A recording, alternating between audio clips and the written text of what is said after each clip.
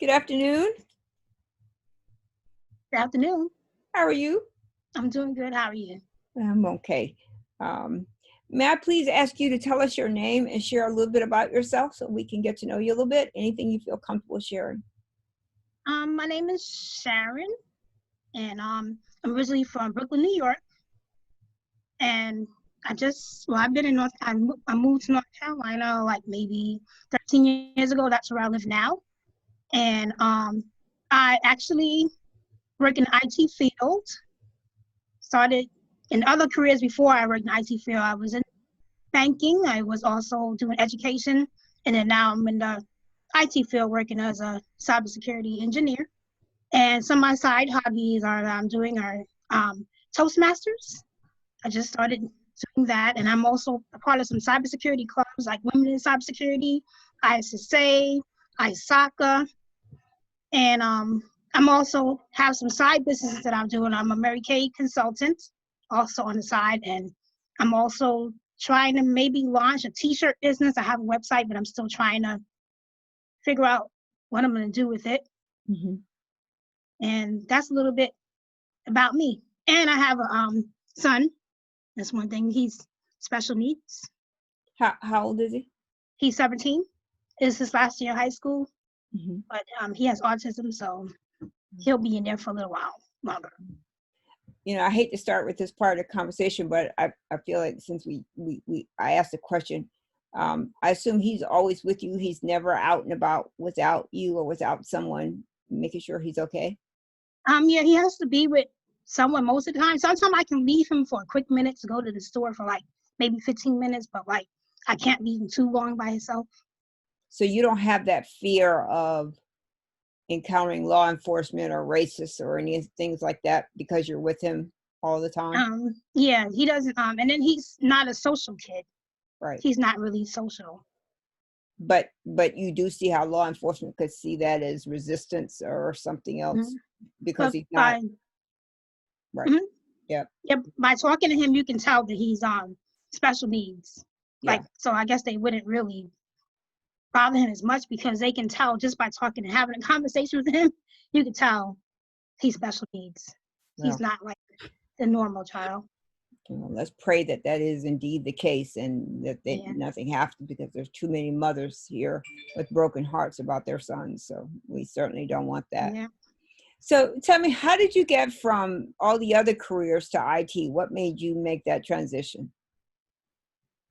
Because I always liked IT from when I was little, from like in my 20s. I got my first certification, the A+ certification in IT, when I was like, right when I got I had actually went to school first for a degree in business.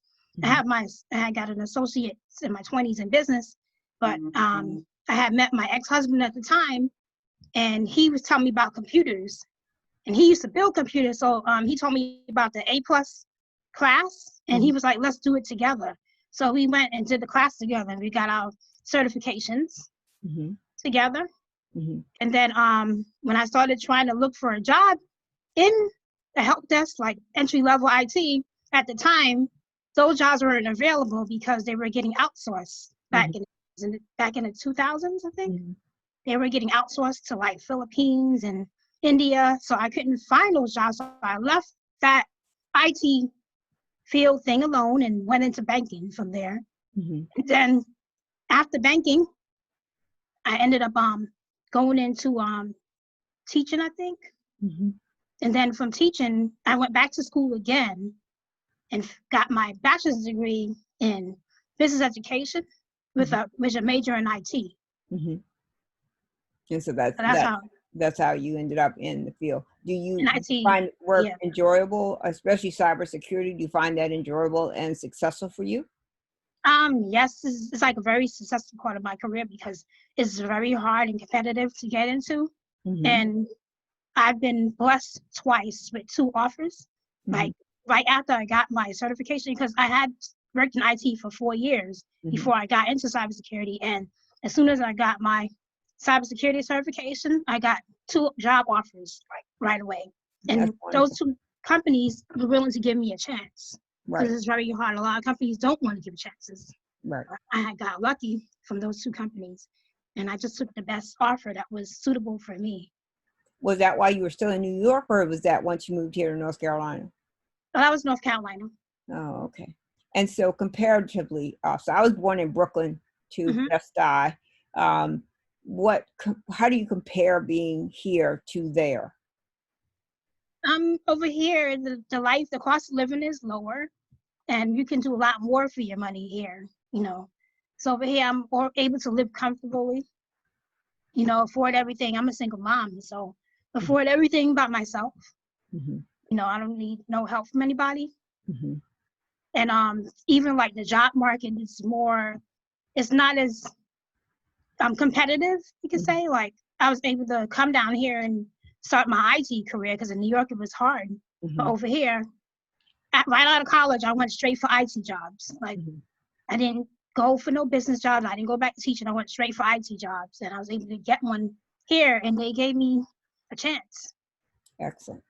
Mhm. So most of my family is still in New York, and what I often hear is a apprehension about moving to the South because they believe the South that existed in the 50s and the 60s and even before that they're resistant to coming to the South, you know, because they think it's very racist and it's very segregated and all of those things. Do you have similar thoughts, or do you think that that was just those things were then and it's not the case now, living in the South? Depends on the South, what part of the South you're living in. North Carolina, I don't really see it often. My parents are still in New York. My mom will not move here. She said it's too dead over here. She's I like a place where I can catch a bus when I want to catch a bus and I don't have to drive a car. So she felt locked in down here. My Mm-hmm. dad likes it. He was even looking for a house when he was down here. But mom was like, no. No, no. She said it's not for her. She goes, I'll come visit you sometime, but this is not for me. Yeah, yeah. I hear the same things from my relatives. So, since you've been in North Carolina, what's been the best experience you've had in North Carolina? What's been the thing that has brought you the most successful feeling about your life here in North Carolina? That I was able to accomplish like almost everything I wanted, Yes. except the car. I mean, I want to get my next goal is to get a brand new car, probably a luxury car. I have a good car now, but I want like a nicer luxury car. So that's what I'm working on. Oh, that's wonderful. Well, that's good to hear. So now you're in North Carolina. You've been here for a while now, so you've gotten used to it. Would you ever go back to New York? To visit, maybe not to live. Out to live.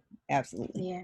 So let me go back to what we started talking about. So I'm sure you're seeing the headlines in the news about Black Lives Matter and Black men being shot, killed, you know, various things like that. How is your reaction to what you see and hear? What do you think about that? I just think it's very sad that they're treating people like this today. You know, this is 2020. They need to advance now. You know, that's back in the days. It's 2020. They need to change their mindset Right. and start treating people more equally. Yeah. What do you think it will take to make that happen? What are the challenges to bringing equality for other ethnic groups? Challenges? I guess and I don't know how to really answer that one. You know, have more groups available, people can join and try to reunite. So if I understand you saying you don't know how to answer that. So like, for example, do you have mixed group relations, a community of people from all types of ethnicities that are part of your community, whether you're at work or home or playing or whatever? Do you have that? Or is Um, your more segregated? the organizations that I'm part of, like the cybersecurity organizations and the Toastmasters, they're all a mixture of people. So I get to mingle with a mixture of people when I go out. And even at my job too, it's a mixture. And actually at my job too, I'm the only woman on my team. It's all a team of all men. Mm-hmm. And I'm like learning how to deal with that, you know, being on a team like that. And can you say more about that? What do you mean learning how to be on a team like that? What does that mean? Because sometimes, I guess they feel like, sometimes they're afraid to come to me with certain things, because I'm a woman. Mm-hmm. Yeah. Yeah, So, they say it a certain way. right. Yeah, you say it a certain way. Yeah. And are you the only Black person on the team, or are there other Black people on the team? There's some Black men on the team, like I think like 2 other Black men, and I'm the only Black woman on the team. So when you have meetings and you all are discussing, high risk things in cybersecurity, whether there's been a hack or ransomware or any of that, how is your voice heard? I'm still the newbie on the team because I only been there like 10 months. Mm-hmm. So everybody, they go around the table, ask anybody has opinion, what they want to say. They don't leave anybody out. That's what I like about my team. They're really helpful. Like if I tell them I don't understand something, they'll do things like special training just for me. Yeah, well, that's wonderful. That's Mm-hmm. really great to hear that. So it sounds like from what you described as being a Black woman in IT has not been onerous. It's not been a difficult transition from your other careers to IT, and you feel like you are successful and supported in your current role. Am I correct in that? Yeah, my current role, I haven't had any problem. The role before this, like I had a tough time in that job in IT. It was mainly because it was the boss that we had. The place wasn't a bad place. It's just that the management we have. But this one has this new team, this new job has like a nice laid back environment, and you can actually go to your boss and talk to them. Wow. And you can talk to the team leads, Mm-hmm. Compared to where I came from, like you couldn't talk to the boss because she would jump down your throat. Yeah. But this new team, I feel like I'm at peace now that I'm at this new place. Yeah. Do you have a sense that your thoughts and ideas have mattered since you've been in IT? Have you felt like you belong and you are a contributor to advancing the goals and the agenda of your organization? Or is it too new to tell?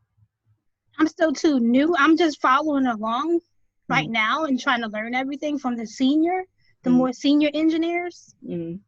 because they basically hired me on to be a floater, Okay. to help to learn everything to help the senior engineers. Mm-hmm. Well, So that's I'm good. still like trying to learn everything. Yeah. There, yeah. Yeah. So let me ask you this question. What is it like to be a Black woman in America? They have some challenges for Black women. I see it all the time. The different challenges that can be, but I guess hopefully it'll change one day with the challenges. So you yourself, as a Black woman, do you experience challenges as a Black woman? Do you experience, across the entire spectrum of your life, your career, your family, your activities that you do that are not work related, as a mom, all aspects of your life, do you experience any unique challenges as a Black woman? The most challenges is mostly just dealing with a special needs son. I haven't really experienced a lot of challenges that I couldn't get through. I have challenges, but I always find ways to get through them. Yeah, that makes sense. That's good to hear. Yeah. And do you have a mentor or someone who is kind of helping you follow the IT track to wherever it will lead you?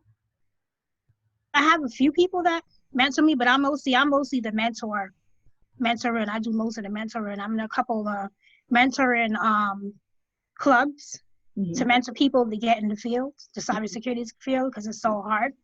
So I'm part of a group. I also used to be a mentor on Cyber. It's an IT learning platform. I was a mentor on there. And now I'm also a mentor in, there's another cybersecurity group that's running that has meetings on Saturdays, every other Saturday. So I'm one of the mentors in that group. So I'm mostly the person that's mentoring people, but I do have like some people that been in the field longer than me. Like there's a guy named Dr. Hasib. I don't know if you've seen him all over LinkedIn. He's like everybody's cybersecurity mentor. That's good. That's excellent. And he's also actually my mentor for Toastmasters. So like we have training every 2 weeks or something. We have training with him. And he became the president of the Toastmasters Club for his chapter in the area. I think it's Baltimore area, I think they are. And we have our meetings through Zoom. Even though I don't live in Baltimore, I attend theirs because it's through Zoom. And he's been a good mentor to me, like when it came to IT and also with this Toastmasters.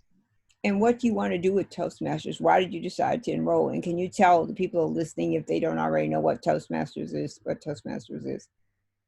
Toastmasters is a public speaking club, and it teaches you how to be a better speaker, how to be a better listener, how to pronounce words better, and how to give like a good flow in giving your presentations.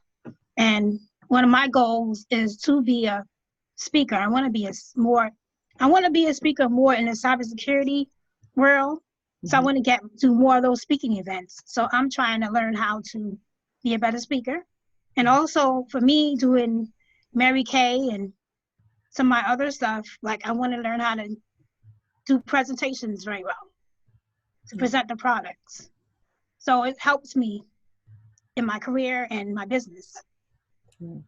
There is a conference. It's going to be a virtual conference this year called All Things Open. I can send you a link. Okay. You should attend the virtual conference, and when they go back to face, and I would start making a presentation there. All Things Open is about open sourceware, and there's a lot of open source products in the cyber security world, and there are more and more that are coming online. So you might consider that that's a place to do presentations and to meet people that are actually innovating in cybersecurity. In other words, creating tools and methods. So you might want to think about that. And if you're interested, I'll certainly send you a link to it. Okay, thanks. No worries. And so then a single mother, what is it like to be a single mother in a place where you have very limited family? It's kind of hard that, I got to do everything myself, but what I do is I YouTube a lot of stuff, and I learned through YouTube. Like I know how to do a lot of things. Like for my son, I cut his hair for him. He doesn't go to the barber. I know how to cook. I know how to fix little things in the house if it falls apart. If I can't fix it, I'll call somebody else. And then I also have I have some cousins that's down here in North Carolina. I have one cousin that lives exactly right next door to me. Oh, very good. Yeah, so I have like some family here. Oh, right. So you have some support. Yeah. Yeah. Well, that's very, very good as well. So we don't have very much time left, but I want to ask you a question, then I'll leave the remainder of the time for you to say whatever you may want to say. What's your dream job? What's the job that you say, this is what I want to do for the rest of my life? And even if it's in cybersecurity, like, is it to be a CISO? Is it to be a CTO, a CIO? What's the dream job if it's in IT? And if it's not in IT, then what is it? I'm actually living my dream job right now, but if I want to go to a higher level, maybe a cloud security job, working cloud security. I actually was studying for some cloud security certs. And even in my position now, I was supposed to get training because I think they were going to bring in a cloud security project. And they had me on the project, but the project didn't go through as yet. So I think they're just waiting on it. But I think once everything comes together, I might be back on a cloud security project so I can learn more. But what I guess I'm asking you, is it to be in charge of a cloud security team? Is it to just be an engineer or a technician in that area? I mean, do you have aspirations to lead and to guide others do this, or is it just just to have that skill? I think I just want to be an engineer. I don't know if I want to take on all that responsibility yet until after I've been in the job for a while, this job right now, and learn it to see if I can take on a team. right now, I don't think I have the skills to take on a team. So I would think about that later on to go into management. But right now, my focus is just being a engineer. You know, if it's not cybersecurity, maybe cloud security will be the next step up. Yeah. That's excellent awareness on your part. You know, a lot of people don't know how to acknowledge what they can and cannot do or where they are in their career. So it's very, very good awareness on your part. So I'll leave the remainder of the time. We have about 5 minutes, so I'll leave it to you. Do you have anything you wish to say or anything you want to share about that we didn't cover? All right. Anything? No. Nothing much. Can you tell me about you? I know you guys a little bit about you. I have been in IT for 45, 46 years. I started out as a computer operator in the mainframe world, you know, probably back then when I first started, mainframes were the only computing there was. PCs came along about another 10, 11 years later, but everything was done on these gigantic computers. I mean, really massive sized computers. And so I started out there, and I have held every job in IT one could hold. So you were talking about cybersecurity and cloud security. I was a security officer for my job, for this last job I had. You know, so and it wasn't my only job. It was just one of the many hats I wore. I am a mother. I have 2 children. I'm a wife. I'm an advocate. I do a lot for young people who are coming into STEM. I have sat on boards. I currently sit on the Durham Public School system boards for career and technical education, trying to help people come into or stay into STEM. I think that listening to what you've said here today has been very, very interesting, because I would say the majority of Black and brown people don't find that easier path in IT. It's really a struggle, you know, to have your voice heard. And I've even had white women say the same thing, you know, like to be heard, to have your ideas pushed forward has not been as easy as what you have described here today, which is very hopeful, because maybe that is a part of the future, you know, that is indeed the case. You know, I've been at Duke for 12 years. I start a new job at Duke on Monday. But Duke is a great place to work. It's a great environment, great opportunity. So it's a wonderful place to be. I think what I see different from the private sector and the public sector. So most of my early career, I worked in the private sector. So I worked for Fortune 500 companies. I worked for Chase Manhattan when it was in New York, you know, and I would live there for a while. I could not wait to get out of New York. I've been back maybe 3 times. I went right after the towers fell. I went right after they started rebuilding the towers. And, you know, I go visit my relatives every now and again, but there's nothing about New York. I'm like you. I don't even want to go visit. It's just nothing about New York I like at all. You know, I was raised in the South. You know, I was born in New York, but I was raised in the South. And, you know, I like the slow pace of things. I like the slow time to get to imbibe things, you know, go outside and see all the beautiful trees and flowers and all that stuff, versus going to see concrete and, you know, beer bottles and all kinds of other stuff on the side of the road, you know, so that doesn't appeal to me. I love to read. I read mostly history, American history and African history. Those are the things that I love most. But I think the quality that I have that's greatest about me, I think, is I do something for somebody every day of my life. It is what I set out to when I get up in the morning. Is my conversation with God and the universe. It's let me help somebody along the way. And I wasn't always that way. I am an introvert by the nth degree, but I have learned to become social enough that I could be a positive force for those who need one. And one of the reasons why I asked you about a mentor, because not necessarily me, but I think, you know, having a mentor, specifically a Black or brown woman mentor, may help you when you run into those obstacles that you haven't experienced yet, because I can promise you they are going to show up. You know, so to have a mentor, someone that looks like you, have similar values and ideas as you do, so that, you know, there's a judgment made. I'm sure you've heard this. We have to work twice as hard, twice as long. We have to do more and more and more in order to accomplish the same things that our white peers do, you know, in the same amount of time. So there's that part that says, you know, whatever you can do to help make the road a little easier for somebody, you should do. So that's really me in a nutshell. And I'm really glad I got a chance to meet you and chat with you. And I wish you all the best. It sounds Oh, like you're on a thanks. great path. And I'm very excited to see what you'll do. And, you know, I hope you'll stay in touch and keep me posted. And if there's anything I can do to help you, please let me know. Oh, thanks. Thanks for having me. Oh, absolutely. It was wonderful talking to you. It's great to see someone new to IT. Most of us are old heads, you know, and we've been in this for a long time, so we are probably a little bit jaded, but it's really just wonderful to see someone new into the field and excited and thinking about going forward. So I'm very happy for you for that. So very much so. Thank you so much for talking with me. Stay safe. And like I said, stay in touch. If I can help, just reach out. Just reach out. You have my email, you know how to find me. So I'm there. Okay. Thank you so much. Thanks. Stay well. Bye. You too. Bye.